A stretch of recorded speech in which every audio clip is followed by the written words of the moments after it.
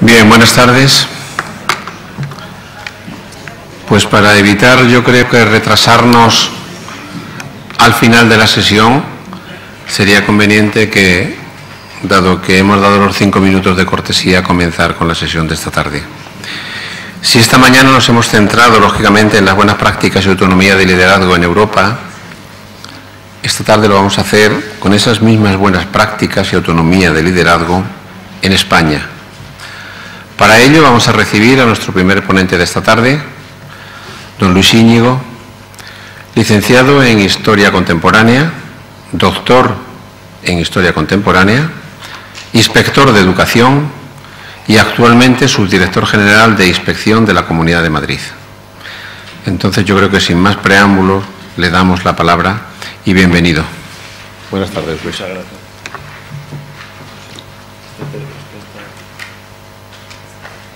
¿Está operativo esto o no? ¿Se oye o no? No se oye. Ahora sí, así se oye.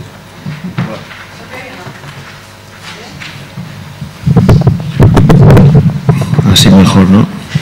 Bueno, pues el objetivo de esta ponencia, y espero que consiga atraer y mantener su atención a pesar de lo desafortunado de la hora a la que me toca presentarla, que es la hora en que precisamente la digestión demanda del organismo más oxígeno que el cerebro y la somnolencia tiende a invadirnos, con lo cual eso exige mayor habilidad por parte de los ponentes para mantener esa atención que se diluye, ¿no? El objetivo de esta ponencia es presentarles el modelo de rendición de cuentas que experimentalmente introdujimos en el sistema educativo público de la Comunidad de Madrid el curso pasado, y establecer o defender la vinculación que existe entre ese modelo de rendición de cuentas de los directores y el fomento de la autonomía de los centros y el liderazgo en la gestión de recursos humanos, que es el tema de este congreso.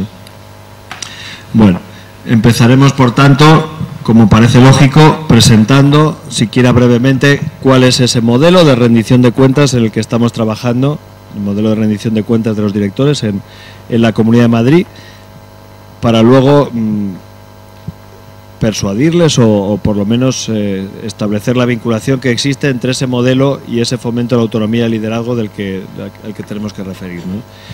Bueno, la Inspección Educativa de la Comunidad de Madrid venía constatando durante los años anteriores, casi durante las décadas anteriores al curso pasado, una serie de problemas que venían siendo recurrentes, que se venían poniendo de manifiesto en la gran mayoría de los centros públicos. Los podemos circunscribir a los centros, a los colegios de educación infantil y primaria, a los institutos de educación secundaria, pero se podría hacer extensiva esta afirmación o estas afirmaciones a prácticamente todos los centros públicos. Se venía apreciando por parte de la inspección una carencia bastante notable de una cultura real de evaluación, de tal manera que la evaluación interna que los centros hacían de su propia labor, de la labor de los profesores, de los maestros, de su propia organización, de su propio funcionamiento, venía un poco obligada por la administración y tenía motivaba un gran rechazo por parte de los claustros en general, y obligados a realizar la evaluación, pues la hacían de tipo formal, la hacían de manera formal, de manera ritual, es decir, que de forma que el instrumento clave, que debe ser siempre en el que se recoja esa evaluación interna de los centros, la memoria, pues no tenía ninguna validez, ninguna operatividad para lo que debe ser su principal razón de ser, que es servir de herramienta de mejora. Es decir, esto eran hechos que se constataban, hechos que eran bastante evidentes y a los que había que dar algún tipo de respuesta. Esa respuesta comenzó a darse en el Plan General de Actuación de la Inspección Educativa de la Comunidad de Madrid en el 2012-2013, como pueden ver ahí. Se desarrolló una actuación de atención preferente, es decir, dentro de nuestro Plan General pues hay distintos tipos de actuaciones, y las de atención preferente, como su propio nombre indica, son aquellas que merecen una atención especial por parte del conjunto de la Inspección de la Comunidad de Madrid durante un curso determinado. Esta actuación de atención preferente nacía con esos 3 objetivos que pueden ver ahí. Por una parte, se trataba de apoyar a los centros en su proceso de evaluación interna, y apoyar quiere decir también incentivar ese proceso, convertirlo en algo real, en algo útil y no en algo puramente formal o puramente ritual, que es lo que realmente es. Esa evaluación interna más real debía prolongarse en el tiempo para convertirse en una nueva cultura. Es decir, no se trataba de conseguir que algunos centros se evaluaran de forma operativa, de forma eficaz un curso determinado, sino que el objetivo era cambiar la mentalidad de los profesores, cambiar la mentalidad de los claustros, ir implantando progresivamente una cultura de evaluación real, que partiera de la base de que la evaluación es necesaria, que es positiva y que es la única vía posible hacia la mejora de los procesos y la consiguiente mejora de los resultados, que debe ser el objetivo último de todo proceso de evaluación. Y en relación con estos dos objetivos, había un objetivo más concreto, digamos más a ras de suelo, más operativo, que era la implantación de un nuevo modelo de memoria que sustituyera al que venía utilizándose con carácter general en los centros de la Comunidad de Madrid.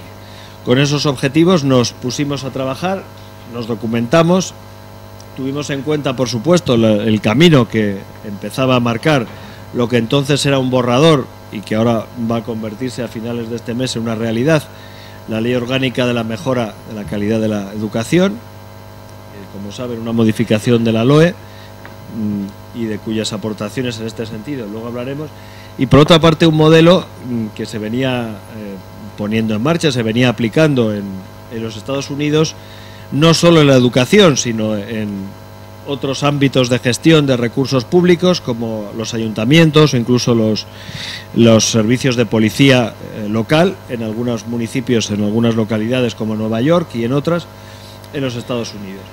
Es decir, a partir de estas dos grandes fuentes, principalmente el modelo norteamericano, porque el 11 marca el camino pero no las herramientas, pues pusimos en marcha este modelo de rendición de cuentas de los directores en la Comunidad de Madrid. Bueno, el modelo norteamericano, genéricamente conocido así como School Stat, parte de esa idea fundamental de que para gestionar una organización que sirve a los ciudadanos es necesario partir de la base de una recogida sistemática de datos relevantes, datos que ya veremos luego, tienen que ser cuantificables, tienen que ser objetivos, tienen que ser mensurables, ¿no? Y a partir de ese modelo, ya los propios norteamericanos en algunos casos habían aplicado ese modelo de gestión, ese modelo de mejora, ese modelo de calidad, que en última instancia es lo que es, a los propios centros escolares. En concreto lo habían aplicado ya, lo habían empezado a aplicar en noviembre de 2005 en el Distrito Escolar de Filadelfia, que como saben es la capital del estado de Pensilvania, el nordeste de los Estados Unidos. Y bueno, por la información a la que accedimos, con resultados bastante positivos. El modelo había empezado a aplicarse en nada menos que 270 centros públicos, con participación de 12 inspectores, bueno, que el equivalente a nuestros inspectores, y el responsable del distrito, que en el caso de la Comunidad de Madrid equivaldría más o menos, cambiando lo que hubiera que cambiar, a nuestros directores de área territorial, ¿no? Serían los responsables de las demarcaciones territoriales en las que en nuestro caso se la comunidad, en otras comunidades autónomas en la provincia, en otros países pues tendrán otro tipo de organización. El mecanismo en el que se basaba nos llamó la atención porque era extraordinariamente simple, lejos de otros modelos de calidad que son muy complejos, que parten de la necesidad de determinar cientos de indicadores, que suponen procesos de formación previa de los participantes muy densos y muy complejos. Este modelo tenía la virtud de ser extremadamente sencillo y por tanto muy fácil de importar, cambiando lo que hubiera que cambiar, a nuestra realidad educativa concreta, ¿no? Ese modelo se basaba en dos grandes pilares, que eran los datos y las reuniones. Datos, como decía antes, relevantes, es decir, no se trata de acumular datos por acumular. Parece que los datos tuvieran en cierto momento una capacidad magnética de atraer y de favorecer su acumulación. Se trata de basarse únicamente en los datos que son fundamentales, que nos aportan información, que nos permiten mejorar, y desechar los otros, pero eso sí, datos cuantificables, datos que se puedan medir y que por tanto puedan tomarse como indicadores para valorar la mejora. Si la mejora se tiene que poder cuantificar, como ya veremos luego, ¿no? Y el segundo pilar de este modelo eran las reuniones. Reuniones fundamentalmente de dos tipos. Reuniones entre el inspector responsable de cada una de las zonas y un número reducido de directores. En el caso del modelo norteamericano pues eran de 5 a 8. Como ya veremos, el modelo que hemos aplicado nosotros son todavía menos. Hemos optado por reuniones del inspector con 3 directores. Y además reuniones menos frecuentes, reuniones igualmente frecuentes, mensuales, pero ya a un nivel más de organización general entre el responsable del distrito, nuestro director de área sería en ese caso, y los inspectores encargados de reunirse con los directores. Se trataba, digo, de un modelo muy simple y por tanto muy fácil de implantar y que permitía una cierta rapidez y que por tanto respondía a lo que nosotros necesitábamos en ese momento. Bueno, por tanto, dos pilares fundamentales en el modelo: los datos y las reuniones. La primera pregunta a la que había que responder y a la que el modelo norteamericano respondía era: ¿qué datos son los relevantes? ¿Qué datos nos sirven para mejorar la calidad de los procesos de enseñanza-aprendizaje? ¿Qué datos nos pueden transmitir información relevante para que los centros mejoren su forma de trabajar? A ellos les parecía, y a nosotros también, que esos datos se podían agrupar en 3 grandes conjuntos que lógicamente se referían a los resultados académicos, es decir, lo que aquí se denomina datos de instrucción, pero también había otros factores que son relevantes, lógicamente, en el proceso educativo y que no son exclusivamente académicos, no se refieren al currículo, como son, evidentemente, la asistencia de alumnos y profesores, en este caso. Es evidente que los centros en los que faltan mucho los alumnos no obtienen buenos resultados, y allí donde el absentismo del profesorado es más alto, pues parece evidente que los resultados tampoco son buenos. Y, en tercer lugar, indicadores referidos a la disciplina. Parece que es condición sine qua non para que una clase sea eficaz, consiga sus objetivos, que los alumnos mantengan un comportamiento aceptable. Eso no significa un comportamiento inmóvil, es decir, los adolescentes y los niños no se caracterizan precisamente por su inmovilismo, pero por supuesto tampoco un comportamiento que haga imposible el normal transcurso, el normal desarrollo de las clases. Es evidente, por tanto, que la disciplina tiene un impacto sobre el resultado. Condición sine qua non, pero no condición suficiente. Es decir, sin disciplina no hay buenas clases, pero solo con disciplina tampoco. Es por eso por lo que se necesitan datos de los 3 tipos: instrucción, asistencia y disciplina. Bueno, determinado esos grandes conjuntos de indicadores, era cuestión naturalmente de definir qué indicadores eran los que había que tener en cuenta, los que se consideraban relevantes. El modelo norteamericano optó por esos que ven ahí, es decir, exámenes o pruebas concretas, específicas, diseñadas para medir el logro, para medir el nivel de desempeño de los alumnos. Aquí ya veremos luego que no hemos optado por eso, no hemos introducido pruebas distintas de las propias evaluaciones del centro, pero allí sí. Niveles de comprensión lectora, medidas también mediante unas determinadas herramientas comunes a todos los centros. Y por último, el número de estudiantes que requerían apoyo educativo en algunos de los distintos formas de apoyo que tienen allí, que no coinciden del todo con las nuestras, pero son similares, ¿no? Alumnos apoyados dentro del aula, alumnos apoyados en pequeño grupo fuera del aula, alumnos con modificaciones en el currículo, otros que no las tienen, es decir, a grandes rasgos similar, ¿no? Bueno, respecto a la asistencia, pues lógicamente asistencia de alumnos y asistencia de profesores como elementos fundamentales. Y en cuanto a la disciplina, aquí es donde quizá más nos llama la atención la diferencia, porque los indicadores que ellos tenían en cuenta pues eran prácticamente algo que aquí es sumamente excepcional, es decir, sucesos que implican atentados con arma blanca, agresiones e incluso uso de armas de fuego. Es decir, son cosas que a nosotros nos resultan muy ajenas, pero que en el contexto de la sociedad norteamericana son bastante evidentes, ¿no? Y por supuesto el número de expulsiones del centro, que sí nos puede servir, sí nos podría servir a nosotros, ¿no?, como indicador. Bueno, el segundo pilar, como decía, son las reuniones, y es quizá lo más innovador, porque es en las reuniones donde esos datos realmente cobran todo su sentido, donde esos datos se ponen en común y donde de esos datos se aprende, de esos datos se obtienen las enseñanzas necesarias para mejorar. Esas reuniones tenían la virtualidad de ser cortas. Esto es algo de lo que en nuestro país en general tenemos mucho que aprender, porque somos dados a las reuniones larguísimas y a exposiciones orales mucho más largas de lo necesario y muy a menudo a divagar también, y nos parecía que era una enseñanza que había que adoptar. Por tanto, reuniones muy cortas, reuniones que se celebran sobre una base documental que está a la vista de todos, que por tanto se presenta en forma de PowerPoint o de otras formas de presentación de datos que permiten debatir en la reunión acerca de esos datos, y con un esquema muy cerrado, de forma que no quedara abierta la posibilidad de que las personas participantes divaguen o se salgan del tema en cuestión. Nos pareció que estas enseñanzas había que aplicarlas en nuestro caso y que podían sernos muy útiles.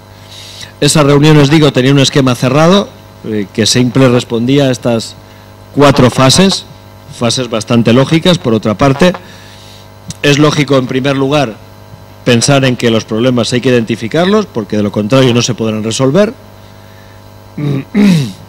Una vez identificados los problemas, se trataba de analizar cuáles eran las causas de esos problemas y convertir esos problemas en algo que nosotros no solemos hacer, ver en un problema una oportunidad de mejora. Es decir, la filosofía constructiva y positiva que debe dominar estas reuniones fuerza a identificar los problemas como una oportunidad de cambio y una oportunidad de mejora, en lugar de un pretexto para explicar por qué las cosas salen mal. Es muy habitual, y los inspectores lo sabemos, cuando leemos las memorias de los centros, que las explicaciones que nos encontramos de los malos resultados siempre son balones fuera, es decir, siempre la culpa la tiene otro. Las memorias de los departamentos, de los equipos de ciclo, de los centros en general, suelen atribuir los malos resultados, cuando estos se producen, a factores como la mala base de los alumnos, la falta de implicación de las familias, la carencia de hábitos de estudio, y suma y sigue, pero muy pocas veces se observan explicaciones basadas en una autocrítica de la metodología, o una autocrítica en la mala selección de los objetivos o en la priorización de objetivos, de la propia forma de dar clase, cuando precisamente ese es el único factor sobre el que los profesores tenemos competencia, y resulta evidente que sobre los otros no tenemos ninguna posibilidad de cambiar nada.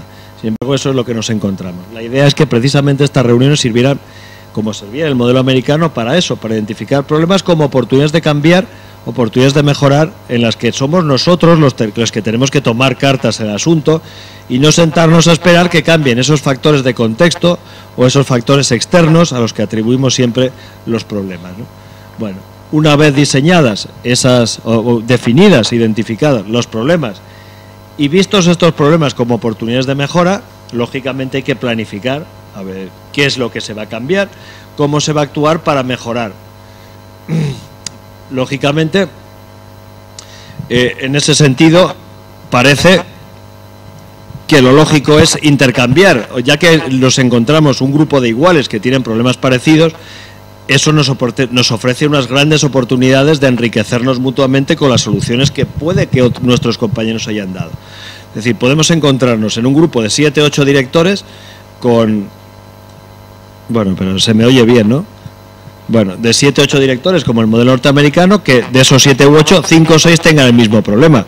Y puede darse el caso de que alguno de ellos haya encontrado ya alguna solución operativa, válida, contrastada a ese problema. Parece, por tanto, lógico aprovechar esa experiencia del grupo, que las personas que han dado con esa solución la expongan y los demás aprendan de esas soluciones y las pongan en práctica, ¿no? Bueno, a partir de ahí llega el momento del seguimiento de las medidas puestas en práctica. Es decir, no se trata solamente de dar una respuesta, sino de evaluar de forma continua el funcionamiento de esa respuesta, tanto exponiendo cómo están funcionando las cosas, como exponiendo también qué factores o qué elementos que no estaban previstos han aparecido y cómo se les ha dado respuesta. Y por último, esas reuniones tienen la misión de evaluar el funcionamiento de los planes, de las medidas que se han puesto en marcha y, si es necesario, lógicamente, cambiar cosas parcialmente, totalmente, porque puede haberse dado un fracaso total, o simplemente felicitarse porque las cosas han salido bien. Bueno, ¿qué es lo que aprendimos de este modelo norteamericano que, como digo, y como creo que habrán visto, es bastante simple y no requería una formación impresionante, sino simplemente ponerse a trabajar tanto dentro de los centros como entre los centros, ¿no? El propio informe que el pilotaje americano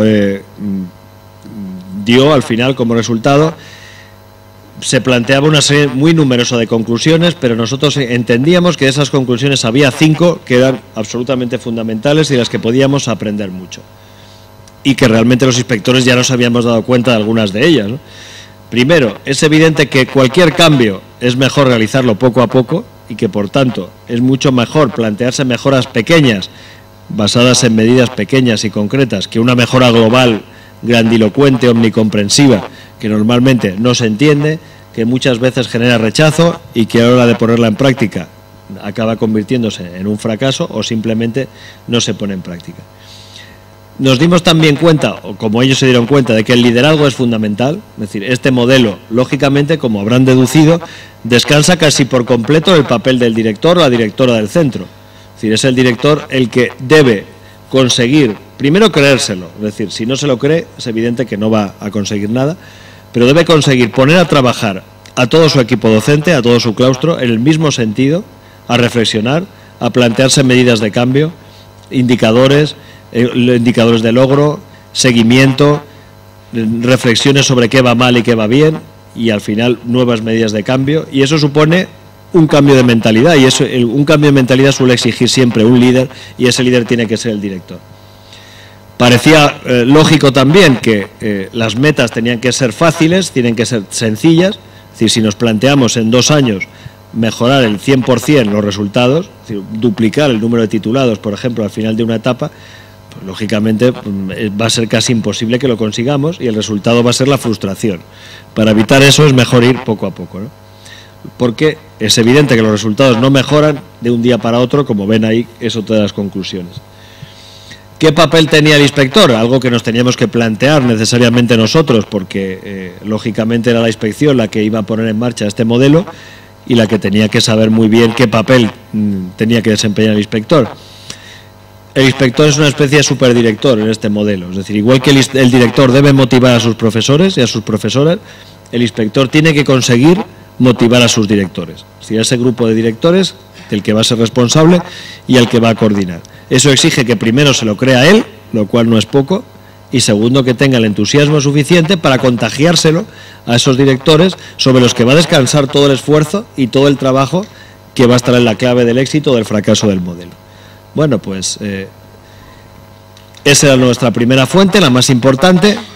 Cuando estábamos trabajando en esto, pues empezaron a salir borradores de la LOMCE y que vimos con la lógica alegría que establecía una vinculación estrecha entre 3 elementos o 3 factores de calidad del sistema que son evidentes.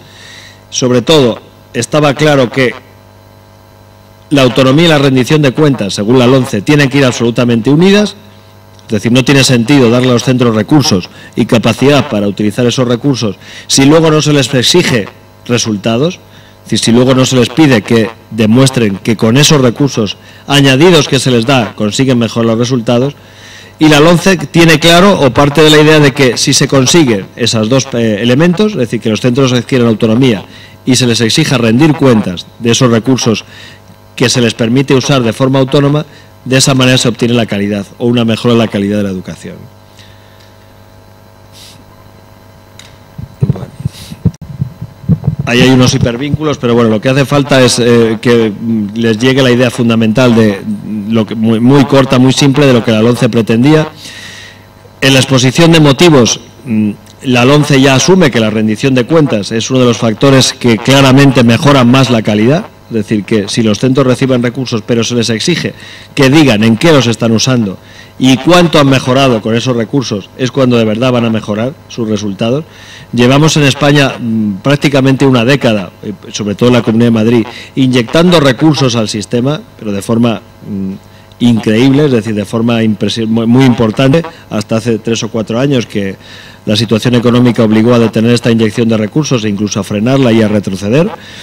Y realmente eran muy pocos los resultados que obteníamos con ellos. Es decir, esta última década los resultados de la Comunidad de Madrid han ido mejorando de forma sostenida, pero en un ritmo mucho menor que la inyección de recursos que se ha producido dentro del sistema.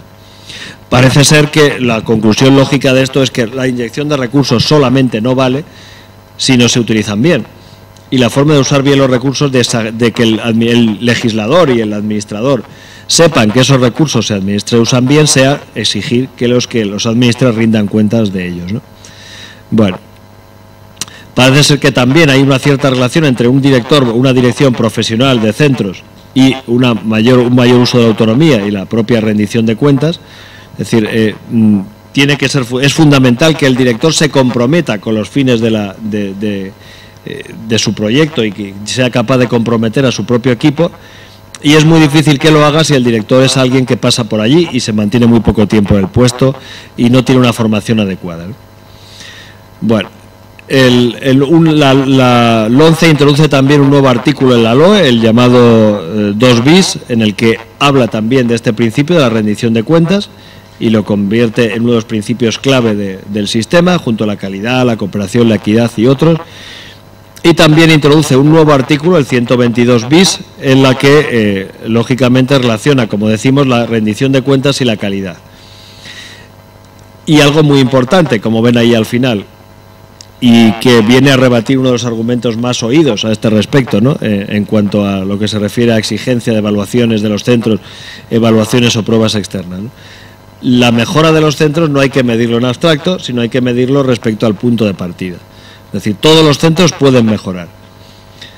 Un centro que es muy bueno porque tiene un contexto socioeconómico muy bueno y porque lo hace muy bien, puede mejorar un poquito, pero un centro que está muy mal precisamente puede mejorar mucho. Y el elemento de juicio para ver cuánto mejora un centro es la cantidad de mejora respecto al punto de partida. Es decir, un centro que pasa de un 10% aprobados a un 20% ha experimentado una mejora inmensa, es decir, ha mejorado el doble de sus resultados. Un centro que pasa de un 80 a un 90 ha aumentado los mismos 10 puntos, pero en términos porcentuales es mucho menor la mejora. Y lo que importa es el valor añadido, es decir, que todos los centros pueden mejorar y los centros que peor están pueden mejorar más precisamente porque parten de un nivel más bajo, ¿no? Bueno, sobre estos dos grandes influencias que decíamos, el School Stat norteamericano y las ideas que trazaba la LONCE, que apuntaba, porque la LONCE es una ley orgánica y por tanto no hace más que apuntar, empezamos a diseñar nuestro modelo, creamos un equipo interterritorial de inspectores, es decir, un equipo de inspectores que procedían de los 5 territorios en los que se divide la Comunidad de Madrid, y los pusimos a trabajar sobre un modelo apoyado en esos 3 aspectos fundamentales que realmente son 4 que pueden ver ahí. Primero, la definición de indicadores, es decir, para ver si algo mejora y para rendir cuentas sobre algo hay que tener claro cómo se va a medir esa mejora, y esa medida son los indicadores. A grandes rasgos aceptamos o adoptamos el modelo norteamericano, es decir, 3 tipos de indicadores: académicos, de absentismo y de convivencia. La segunda idea era que esos indicadores debían dar lugar a la recogida de datos, y esa recogida debía ser periódica y lógicamente sistemática, es decir, con unos criterios muy claros y muy definidos, y que de esos datos, lógicamente por sí mismos no sirven para nada, sino actúan como base sobre la que realizar una reflexión dentro de los propios centros que les llevara a determinar propuestas de mejora, evaluar esas propuestas de mejora y entrar en ese proceso de evaluación interna que consideramos fundamental. Como elemento central del modelo, al igual que el modelo de School Stat, se establecieron las reuniones. Esas reuniones de directores con su inspector, en las que cada uno de los directores llevaba sus resultados, detectaba sus problemas, los convertía en áreas de mejora, planteaba planes para mejorar los resultados y exponía a su vez el funcionamiento de sus planes ante sus compañeros, enriqueciéndose con el intercambio de ideas, el aprendizaje mutuo. Bueno, el proceso se pilotó a lo largo del curso 2012-2013 en un total de 30 centros de primaria y secundaria, y ese pilotaje se desarrolló en esas 4 fases que aparecen en esta diapositiva. Se comenzó por una reunión de representantes de la administración con los directores de los centros, reunión fundamentalmente de inspectores, pero también a un nivel más alto. Esa reunión estaba la propia Subdirección General de Inspección, estaba previsto que hubiera que estuviera la propia viceconsejera de organización, de la que depende la inspección, pero no fue posible, sí lo estuvo en la reunión de clausura del curso. Esa primera reunión tenía una finalidad de presentación, de explicación del proceso, y de los documentos de trabajo con los que se iba a actuar a lo largo del curso, especialmente esos tres que aparecen ahí. Una hoja de cálculo Excel en la que se iban a ir recogiendo los indicadores de rendición de cuentas, es decir, los datos. Una guía y una ficha del plan de acción y seguimiento, es decir, luego veremos cómo es, pero es el plan que los centros debían hacer precisamente para mejorar en esas áreas de mejora que detectasen. Y por último, una guía que debía servir para regular el funcionamiento de las reuniones clave de los inspectores con sus directores correspondientes. Una vez que todos los implicados tenían claro cómo iba a funcionar este modelo, empezó a funcionar realmente, ¿no? Dentro de cada centro, el director se convertía en líder, se convertía en el pionero en la introducción de este modelo, que suponía un cambio de cultura, que suponía una introducción de una verdadera idea de la evaluación interna. Debía, por tanto, explicar el modelo a sus profesores, debía ponerles a trabajar. Es decir, una vez persuadidos o seducidos o convencidos, depende del carisma y de las capacidades de cada uno, detectando qué es lo que iba mal en el centro. Para ello tenían los datos comparativos de su centro con los de su entorno, determinando qué medidas se iban a tomar, qué objetivos se iban a plantear, qué indicadores de logro, como luego veremos, porque el objetivo puede ser mejorar los resultados de matemáticas, pero para saber si se ha conseguido ese objetivo hay que determinar cuánto quiero mejorar esos resultados, ¿no? Tengo que determinar qué medidas voy a aplicar, quiénes son los responsables de esas medidas, cuándo, en qué momento y de qué manera se va a evaluar si esas medidas funcionan, quién va a ser el responsable de cada una de las cosas que se van a hacer, de esa evaluación y de esa puesta en práctica de las medidas, etcétera, etcétera. Ese trabajo previo, ese trabajo que se realizaba en los centros, se ponía después en común en las reuniones, como veis ahí en el tercer cuadro naranja, las reuniones de cada inspector con sus directores, con sus 3 directores, en la cual cada director presentaba su situación, es decir, sus resultados, sus datos, el análisis que hacía de ellos, hacía una valoración, determinaba cuáles eran los problemas que su centro tenía objetivamente en comparación con los demás, es decir, en qué estoy peor que los centros de mi entorno, que los centros de mis compañeros que están aquí, y qué voy a hacer para mejorar esos resultados en los que estoy peor. Una vez hecho esto, el director vuelve al centro y el procedimiento sigue. Y se repite varias veces a lo largo del curso. Es decir, se va a ir viendo esos indicadores relacionados con las áreas de mejora, cómo se están comportando, se está produciendo alguna mejora, se está produciendo algún problema, se ha tomado alguna decisión errónea en las que se han planteado o son decisiones correctas. Y todas esas conclusiones o esas valoraciones, esa evaluación periódica se pone en común entre el grupo pequeño de directores. El resultado al final es una reunión del final del curso, del inspector con los directores, en la que se hace un balance de cómo ha funcionado todo y, si es necesario, se toman decisiones respecto al curso siguiente. Como es fácil deducir, hay algo elementalmente vital, que son los indicadores. Es decir, era necesario determinar qué indicadores se iban a tener en cuenta para evaluar y para mejorar. Se decidió que esos indicadores fueran de 2 tipos, unos trimestrales, que son los que se iban a tener en cuenta a lo largo del año y que iban a permitir comparaciones muy a corto plazo entre las 3 evaluaciones en las que normalmente se divide el curso escolar, y luego indicadores anuales que iban a permitir comparaciones y tendencias a largo plazo comparando unos cursos con otros. En los 2 casos distintos para los colegios de educación infantil y primaria y para los institutos de secundaria. Ahí aparecen unos cuantos y los tienen en las fotocopias. En cada indicador se establecía un código claro y una denominación, una descripción clara del indicador. Esos que aparecen ahí, la mayoría son académicos, porcentaje de promoción de alumnos al final de cada ciclo, porcentaje de alumnos evaluados positivamente en lengua y literatura, en matemáticas, etcétera, etcétera. Y al final hay 2 que son de distinta índole: porcentaje del número de faltas leves, graves y muy graves del centro en el curso, o sesiones faltadas en cada ciclo en el curso, ¿no? Como decía antes, 3 tipos de indicadores académicos, de absentismo y de convivencia o de disciplina. Los indicadores trimestrales distintos, como ven ahí, y distintos también los indicadores de los institutos de educación secundaria, que son mucho más complejos organizativamente y en lugar de áreas tiene una ordenación académica basada en materias y en lugar de ciclos en cursos, lo cual hace que los indicadores sean mucho más precisos, pero también mucho más variados, ¿no?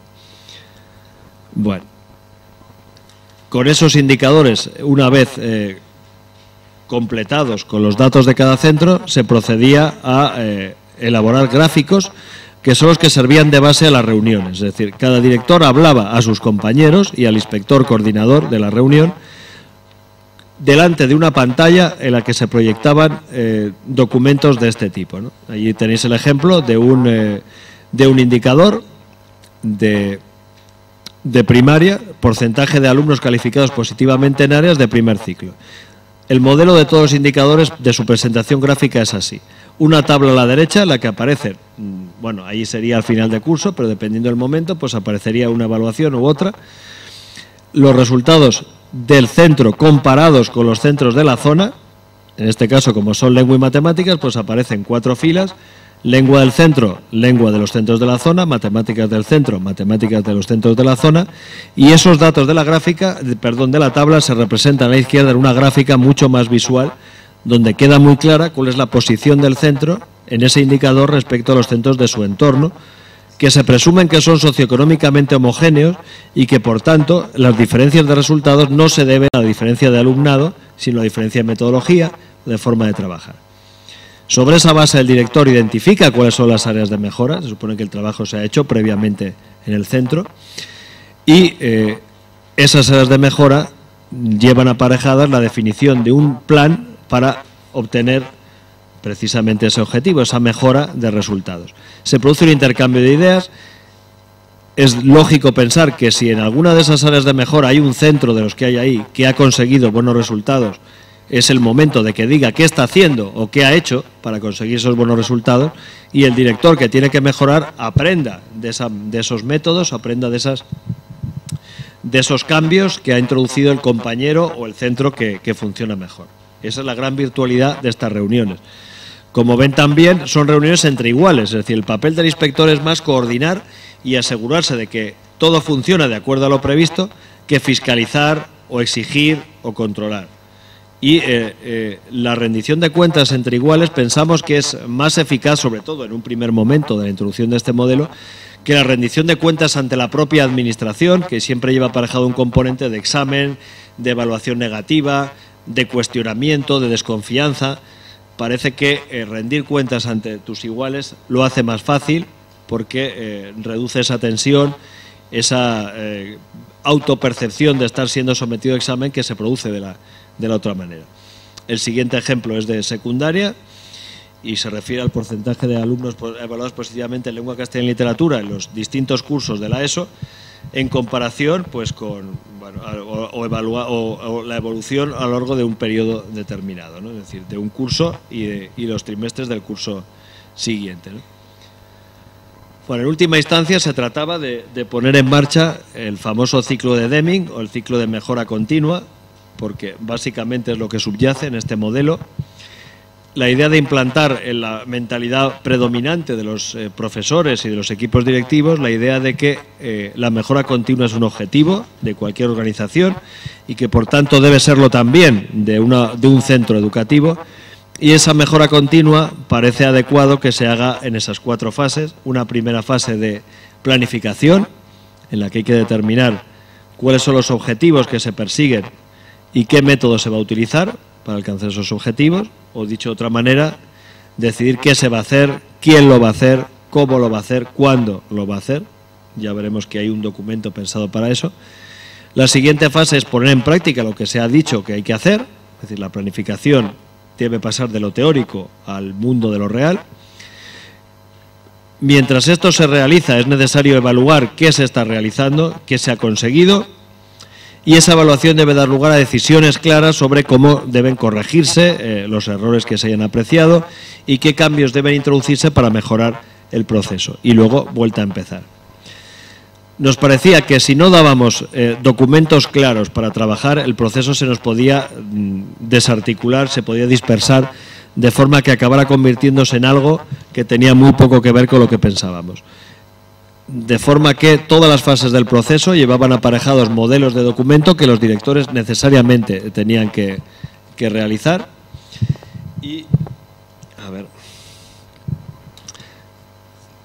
Y que iban a garantizar que todos trabajaran de la misma manera.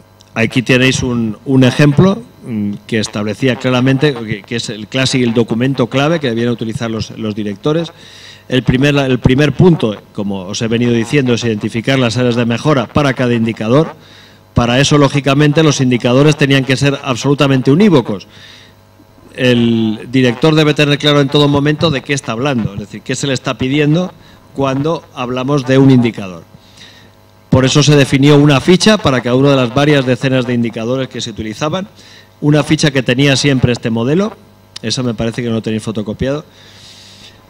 La ficha empieza siempre por el nombre del indicador, continúa con el código que lleva, es un código convencional que lleva aparejado, una descripción para asegurarnos de que se entiende bien qué se les está pidiendo y luego algo fundamental, de dónde se sacan los datos para completar ese indicador. Había en general dos tipos de indicadores. Hay indicadores cuyos datos se extraen automáticamente del programa de gestión de los centros educativos de la Comunidad de Madrid. Los centros públicos tienen un programa de gestión que se llama SICE y hay indicadores de los que usamos que directamente es darle a un botón y salen. Pero hay otro tipo de indicadores más elaborados que exige combinar diversas fuentes o ir a una fuente distinta, que es menos automático, y era fundamental que los directores supieran de dónde sacar esos datos. Bueno, de esa manera nos asegurábamos que el proceso se desarrollaba de acuerdo con lo previsto y no se dispersaba. En segundo lugar, como decíamos, el director, junto con su centro, con su claustro, debe determinar qué factores tienen algo que ver, qué factores inciden sobre los resultados que se recogen en el indicador. Pueden ser factores organizativos, pedagógicos u otros, dependiendo del indicador, pero aquí les íbamos guiando para que todos fueran por el mismo camino. Y una vez hecho esto, es necesario, como decíamos, que detectar en dónde se está mal y que, por tanto, convertir esa deficiencia en un área de mejora. La idea es que siguieran esa tabla, determinar cuáles eran las áreas de mejora y qué objetivos plantearse con respecto a cada una de ellas. Y una vez determinada cada área de mejora y cada objetivo, determinar indicadores de logro cuantitativos, es decir, mensurables, y actuaciones en referencia a cada uno de ellos. Todo esto no era suficiente, es decir, había que todavía pautar más. Estamos en una fase muy inicial, estamos guiando un proceso que no tiene antecedentes. Hay centros que saben mucho de esto, pero centros que nunca han hecho nada. Y era, por tanto, necesario guiarles todo el proceso, todo el procedimiento con documentos muy claros. El fundamental es casi este que os presento ahí, que es el plan de acción y seguimiento, en el que para cada mejora y cada objetivo había que definir un indicador de logro, por lo menos, unas actuaciones y desglosar esas actuaciones lo más posible. Es muy habitual, y lo sabréis los que hayáis visto programaciones de centros, que se planteen objetivos, pero se queden ahí. Un objetivo, si se plantea, se quedan simplemente en definir un deseo, no sirve para nada. Eso es una idea demasiado general para que se ponga en práctica. El objetivo debe concretarse en medidas, debe concretarse en responsables, en plazos, en formas de seguimiento, en formas de evaluación. Por eso consideramos fundamental darles esto hecho a los directores y obligarles a completarlo. En relación con cada objetivo y cada indicador de logro, tareas concretas, una temporalización concreta para cada tarea, un responsable o varios para cada una de ellas, indicadores que permitieran realizar un seguimiento de la tarea, incluso un responsable de controlar que toda la tarea se realiza de acuerdo con lo previsto y una posibilidad de valorar el resultado de forma sencilla de 1 a 4, que es normalmente la tabla que tenemos o los indicadores que tenemos en la inspección para valorar en todo lo que hacemos, ¿no? En lugar del estándar de 1 a 10, ¿no? Bueno, era vital que entendieran lo que significaba cada una de estas palabras y la forma de hacerlo era pues darles una especie de glosario de cada una de ellas y, lógicamente, también la mejor manera de conseguir que la gente se evalúe es empezar por evaluarte tú y dejar que te evalúen los que trabajan contigo. Así que los directores no tenían solo la obligación de evaluarse ellos, sino que tenían también la posibilidad de evaluar el funcionamiento de las reuniones y, por tanto, de alguna manera del inspector que coordinaba esas reuniones, por lo cual pues existía también un documento que permitía esa valoración. Bueno, esa actuación, como digo, se desarrolló en Madrid en el curso 2012-2013 en 32 centros de primaria y secundaria.